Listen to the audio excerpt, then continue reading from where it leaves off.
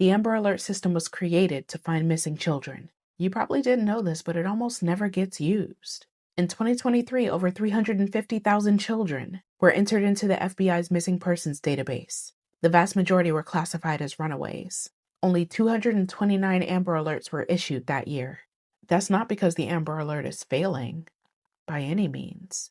It's just because of how the Amber Alert is built. So here's how the system actually works. For an Amber Alert to go out, law enforcement has to confirm whether a child has been abducted, that there is imminent danger, and that there's enough of a description for the abductor or the vehicle for the public to help.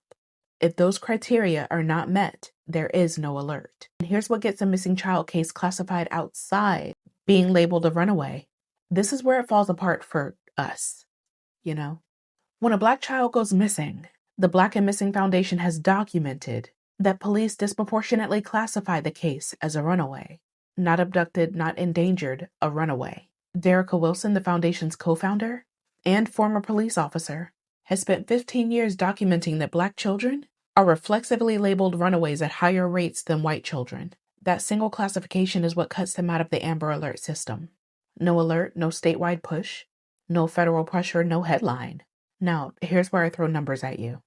Black children make up about 14% of all children in this country. They account for nearly 1/3 of all missing child cases. At the end of 2024, the FBI's National Crime Information Center showed 13,562 Black women and girls as active missing person records. Black missing person cases get significantly less mainstream coverage than white cases, documented by multiple studies and confirmed by the Department of Justice's own working groups on this issue.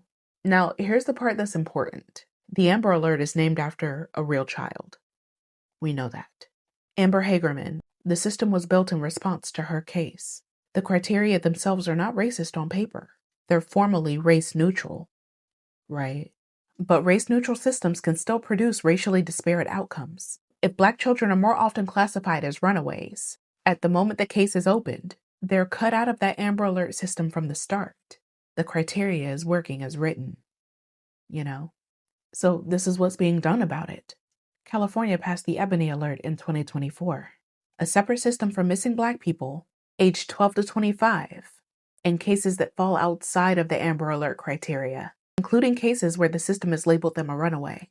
Pennsylvania is proposing a similar alert this year in 2026. I think other states should follow. Minnesota became the first state to create an Office of Missing and Murdered Black Women and Girls. Every state should fund one. The Black and Missing Foundation, founded by Natalie and Derica Wilson,